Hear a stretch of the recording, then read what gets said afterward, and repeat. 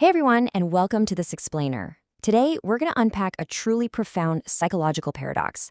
We're looking at one of the most famous narratives in human history, but we're not doing it as religious dogma. Instead, we're looking at it as a brilliant philosophical blueprint for the human condition. We're going to explore the deep alchemy of injustice, how we actually process being wronged, and how an ancient story maps perfectly onto some of the most challenging existential philosophy ever written. So let's start with a fundamental mystery, right? Why on earth does a story about love evoke such incredible outrage? Think about it for a second. The story of Jesus is universally synonymous with concepts like authentic love, radical compassion, and just absolute forgiveness. And yet when we actually read about or watch the sequence of events, the betrayal, the trial, the totally unjust suffering, it literally makes our blood boil. It awakens this profound sense of revolt inside of us. We feel compassion for sure, but we also feel an intense burning outrage. And paradoxically, that outrage seems to directly contradict the very teachings of peace that the whole narrative is trying to convey. Section 1. The paradox of injustice, when peace feels like a provocation. Okay, so to really understand this friction, we have to look past the historical debates and treat this text a bit like a classic novel or maybe a wise teacher's parable. It's essentially a mirror reflecting our own emotional dissonance. Because the root of that dissonance is the primal urge to retaliate against injustice. When we see unfairness, it doesn't just offend our polite sensibilities, it trips our deepest evolutionary wires. By human nature, we are literally wired to respond defensively whenever our well-being or our physical integrity is threatened. When you're faced with danger or aggression from someone else, your biological impulse isn't to smile and offer them a warm hug. It's to hit back. It's to retaliate. Section 2. The beast with red cheeks, confronting our evolutionary nature.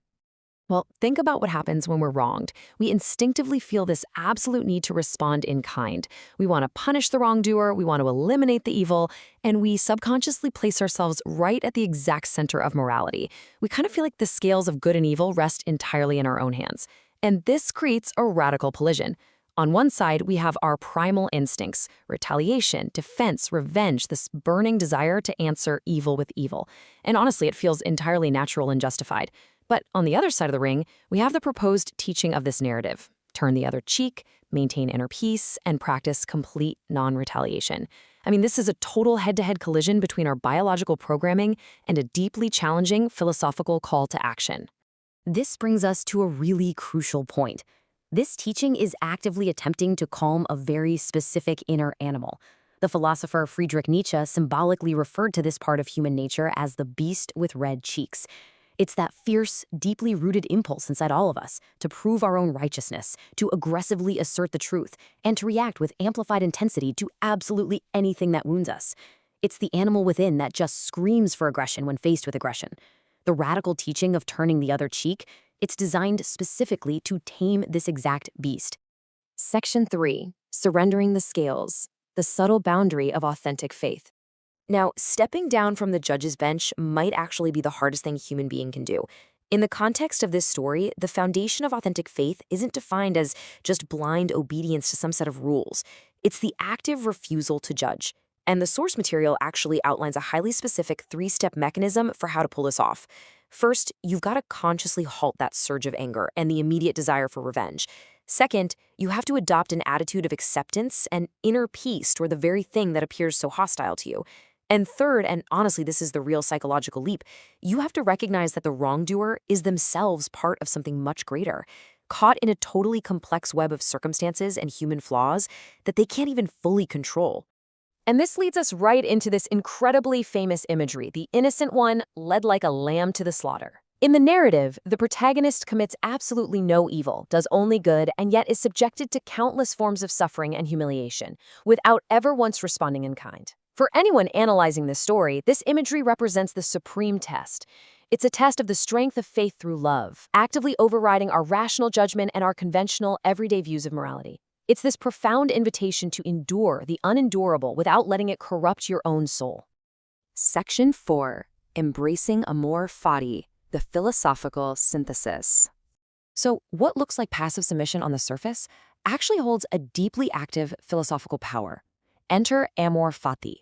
That translates to the love or the embrace of one's fate exactly as it is. Historically, Nietzsche actually criticized the Christian attitude of non-reaction, right? He viewed it as weak compared to the vital will to live, dominate, and manifest power. But here is the fascinating overlap. Nietzsche's own ultimate concept of amor fati perfectly aligns with the core teaching of the story.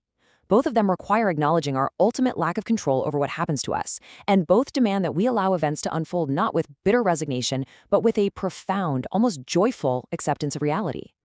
But let's be real, doing this is a massive challenge for us today. We live in a highly competitive, super individualistic world. Our immediate default setting is to place supreme value on our personal decisions. We fixate constantly on individual responsibility and guilt. We have this insatiable desire to judge, correct, and condemn other people. And honestly, worst of all, we operate on the arrogant assumption that we actually possess the whole picture. We think we see all the angles, which makes surrendering those scales of justice feel incredibly counterintuitive. Section 5. Transforming Evil into Love, a Living Model of Understanding. Ultimately, this philosophical blueprint doesn't promise you the satisfaction of revenge. It doesn't even promise the restoration of what we perceive as a moral balance. Instead, it proposes a truly radical conclusion. Evil becomes irrelevant. In almost every other system of thought, evil has to be fought, defeated, and punished. But here, the evil inflicted by fellow human beings isn't just defeated.